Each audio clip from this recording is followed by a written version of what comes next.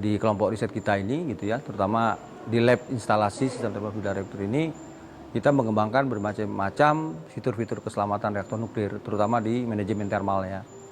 Jadi kalau kata manajemen itu mengatur kan gitu, di mana sifat thermal itu akan muncul ketika kita menggunakan sistem pembangkit. Jadi tugas-tugas kami mengembangkan terus sistem keselamatan reaktor melalui inovasi yang kami lakukan dalam thermal manajemennya gitu. Harapannya dari hasil riset kita ini adalah kita membuat desain reaktor yang baru dengan inovasi pada thermal manajemennya melalui penelitian-penelitian terkait dengan sifat-sifat termofluida pada sistem yang bergerak gitu atau dinamis gitu, terutama pada loop gitu ya, pada untai gitu, ada sistem perpipaan dan sebagainya. Jadi seperti yang Bapak lihat di sini, ini adalah salah satu sumber kalor gitu ya, kita asumsikan gitu. Kemudian ke atasnya nanti dia akan ada air naik yang buoyancy, kemudian bagian atas ini ada namanya pendingin, nanti akan turun lagi dan balik lagi ke sistem pemanas ini. Nah ini juga konteks yang memang semacam diagram yang bakal diterapkan di sistem pendinginan pasif di reaktor nuklir nanti gitu. Nah ini kita bangun fasilitasnya sendiri dari desain, kemudian kita pengadaan bahan ya tentunya sesuai dengan peraturan pemerintah, kemudian kita mengkonstruksinya, mengkomisioningnya, kemudian baru kita melakukan eksperimen setelah yakin beberapa parameter pengukuran sesuai dengan standar-standar ilmiah yang ditentukan, baru kita bisa buat matriks penelitiannya sesuai dengan kebutuhan penelitian, kemudian baru kita lakukan eksperimen. Pasif 02 yang dimana itu kita bangun dengan berbagai tujuan. Tiap fasilitas pasti punya spesifikasi tujuannya.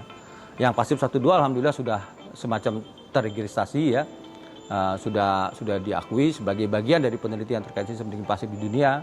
Yang nanti tahun depan mungkin technical dokumennya di IAEA, International Atomic Energy Agency, sebagai lembaga yang menaungi seluruh kegiatan nuklir di dunia, itu masuk ke dalam tekdoknya. Jadi secara internasional kegiatan kami alhamdulillah sudah terrecognize gitu. Jadi tidak sembarangan gitu, sehingga ini menjadikan kami juga semakin yakin bahwa apa yang kami lakukan memang sudah sejalan dengan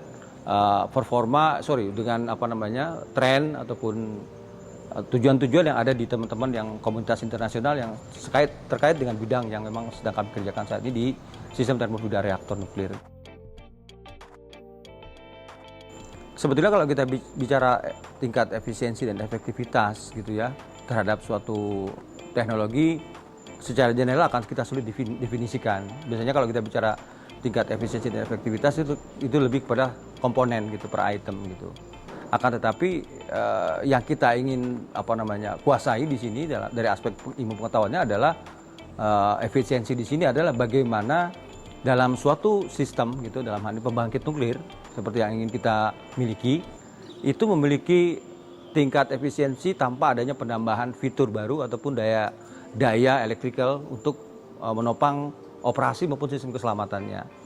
Nah tadi saya sudah sampaikan bahwasannya passive cooling system itu ada dua tujuan gitu diadakan di dalam fitur dari PLTN. Pertama untuk menghadapi kondisi-kondisi kecelakaan. Jadi kalau ketika sistem aktif di sini ketika reaktor mati biasanya akan ada thermal yang tersisa yang kita sebut decay heat di reaktor, dan itu harus segera kita dinginkan. Nah sementara perkembangan teknologi reaktor dunia gitu ya, selain reaktor yang besar-besar yang biasanya dayanya di atas 300 MW elektrik, kemudian juga beberapa nuclear society di dunia termasuk kami juga ORTN di BRIN itu juga mengarah kepada pengembangan reaktor yang berskala kecil, yaitu 300 MW elektrik ke bawah yang kita sebut sebagai small modular reactor. Sehingga dari situ sistem pendingin pasif itu diterapkan juga pada sistem operasinya. Kalau di reaktor besar kita pakai pompa untuk memutarnya dalam operasi, nah di sistem reaktor yang baru di SMR yang small modular itu kita bisa menggunakan sistem pasif seperti NuScale. Punya Amerika juga menggunakan itu, ada Karem juga menggunakan itu yang dari Argentina. Nah di sini juga kita mengembangkan ke arah itu juga, pengoperasian reaktor dengan sistem pasif. Juga sistem pendingin pasif kita gunakan juga sebagai fitur keselamatan di thermal manajemennya reaktor nuklir gitu. Nah, jelas Pak Jamal ketika kita bicara tentang efisiensi, ketika ada bagian komponen yang membutuhkan daya kita hilangkan, tentunya cost-nya juga akan turun gitu loh. Kalau secara cost ya efisiensinya, tidak bicara efisiensi energi gitu ya. Nah, itu akan turun gitu. Nah, kita orang thermal management bidang konversi energi di sistem termofluida reaktor nuklir ini bertugas ke arah sana. Jadi bagaimana caranya mendinginkan sesuatu yang panas dengan menerapkan sistem alam, tentunya akan bicara efisiensi biaya berkurang, tapi kalau bicara efektivitas pendinginan, tentunya kita akan kalah dengan sistem aktif. Ini harus terbuka, gitu, harus saya buka gitu. Cuman tadi sistem aktif kadang gagal, karena butuh sesuatu bantuan dari luar, dalam ini daya elektrikal. Kalau alam tetap bekerja kan gitu, walaupun tidak ada yang menyuruh, karena memang sudah Tuhan yang menyuruh alam itu bekerja, tidak ada hentinya. Kira-kira itu Pak, kalau bicara efektivitas dan efisiensi gitu ya. Gitu. Jadi efisiensinya ya tergantung dari komponen kita gunakan gitu. Ya efisien tentunya akan lebih enak menggunakan sesuatu yang memang efektif, menggunakan sistem aktif ya. Tapi efisien ya kalau nggak pakai modal kan lebih enak kan gitu ya gitu. Nah kira-kira seperti itu.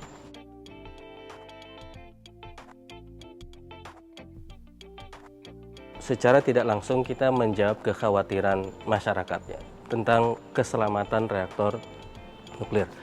Lab ini saya pikir produktif dari pencapaian riset dan dari sisi juga produksi human resource ya, capital SDM. Ini juga jadi lab ini dengan alat-alat ini dijalankan oleh siswa yang mulai dari sarjana, mencetak master dan mencetak doktoral bahkan ya. Dan ini bukan hanya di level nasional ya, tetapi juga di level internasional ya, di dalam skop kita di dunia nuklir ada IAEA, International Atomic Energy Agency.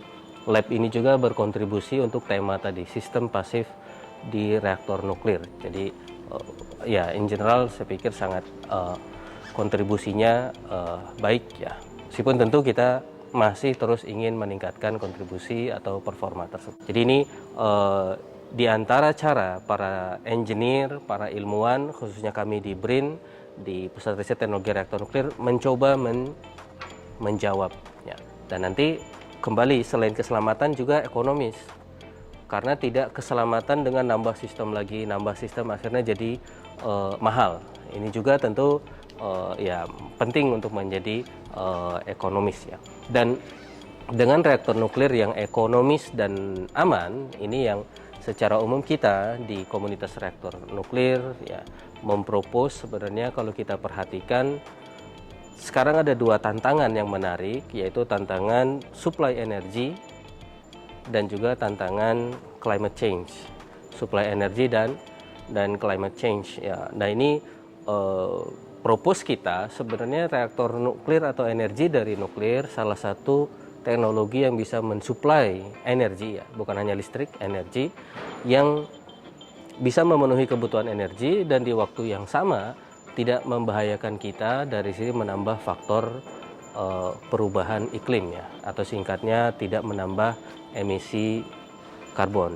Dan ini yang menurut kita menarik ya. Mungkin saya tambahkan sedikit karena kita sedang di situasi perang di Eropa. Eropa menjadi eksperimen menarik ya. Ketika tidak ada gas dari Rusia, Eropa kalang kabut nih. Eropa kalang kabut ya. Dan negara-negara yang sudah memutuskan lupa dengan nuklir akhirnya mendapatkan masalah ya. Karena mereka kehilangan sumber energi yang besar yaitu nuklir ya. Dan ini ketika sumber energi besar itu hilang, ternyata Eropa pun tidak bisa mengandalkan sumber-sumber lain yang memang kecil ya, sumber-sumber lain yang memang kecil secara ordenya kecil ya. Dan ini yang mungkin kembali menarik, kita coba hadirkan teknologi reaktor nuklir bagi masyarakat ya. Semoga bisa hadir di Indonesia segera. Lalu untuk itu reaktor nuklir yang kita kenalkan adalah reaktor nuklir yang memang safe ya, aman dengan teknologi yang terkini ya, dengan fitur passive safety passive safety feature.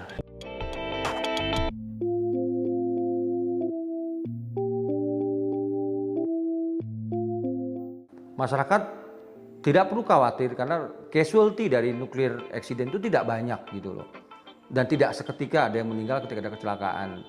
Jepang baru melaporkan baru 1 korban akibat radiasi selama 4 tahun terjadinya kecelakaan. Jadi meninggal kanker akibat radiasi. Itu banyak informasinya. Terus korban-korban lainnya juga ada yang nggak begitu signifikan. Tapi intinya dibandingkan kecelakaan pembangkit yang konvensional ya banyak yang casualty-nya kalau kita lihat statistiknya. Jadi dari aspek ini safety-nya jelas gitu. Cuman kita nggak boleh lengah gitu ya. Makanya di lembaga kita di ORTN BRIN ini di Pusat Riset Teknologi Keselamatan Reaktor memang mengembangkan terus sistem keselamatannya supaya almost to zero, not zero, but almost to zero. Jadi makin kecil lah. Limit mendekati nol mungkin ya kalau di matematika. Jadi casualty-nya juga berkurang, malah tidak ada sama sekali gitu. Terus kemudian efek radiasi terhadap kerusakan lingkungan juga berkurang. Itu pun kalau ada kecelakaan. Tapi sebisanya dengan desain-desain yang baru ini, tingkat kemungkinan terjadinya kecelakaan itu makin kecil rasionya gitu, sehingga boleh dikatakan aman. Inovasi teknologi yang ada di dunia ini diperoleh tidak hanya satu periode gitu. Jadi misalkan saya sendirian sampai saya sebelum meninggal itu berhasil, enggak seperti itu. Makanya dari Aristoteles, ada Plato dan sebagainya, mereka tuh kan kayak seperti murid dan turun-temurun gitu. Di Jepang juga gitu, di beberapa negara yang maju memang dari senseinya atau dari gurunya kan diteruskan ke muridnya. Nanti mungkin di murid keberapa baru hasil penelitiannya itu menghasilkan suatu inovasi yang baru yang bermanfaat untuk masyarakat. Dan kita para senior harus memberikan banyak kesempatan untuk mereka. Contohnya alhamdulillah saat ini semenjak kita bertransformasi menjadi Badan Riset dan Inovasi Nasional dan Batan Nuklir, dulu namanya Batan menjadi ORTN atau Organisasi Riset Tenaga Nuklir. Dan di pusatnya juga menjadi pusat riset ya, teknologi reaktor nuklir. Secara BRIN-nya itu ada namanya Direktorat Manajemen Talenta, itu di bawah Deputi Sumber Daya Manusia Iptek gitu ya. Itu mempunyai program namanya Degree by Research gitu. Di mana para talenta muda baik BRIN maupun non BRIN itu boleh Pak gitu, malah bebas. Itu ada kesempatan untuk melanjutkan studi sampai S2 S3.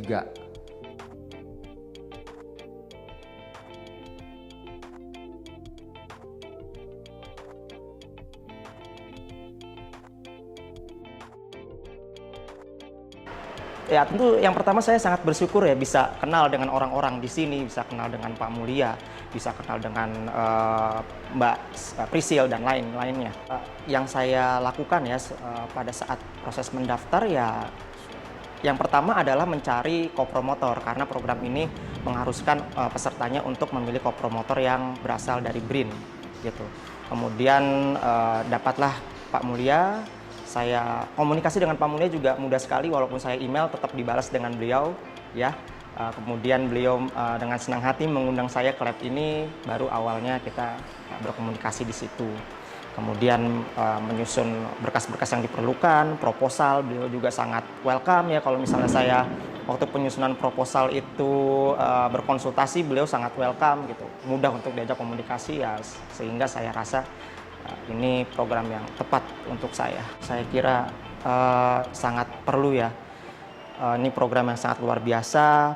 Bukti nyata bahwa BRIN mendukung tinggi bagi orang-orang yang ingin menuntut ilmu setinggi-tingginya. Luar biasa sekali, disediakan fasilitas, disediakan akses. Menurut saya bagi para mahasiswa yang ingin lanjut studi, entah pasca sarjana S2 atau S3, saya sangat merekomendasikan sekali untuk mengikuti program ini.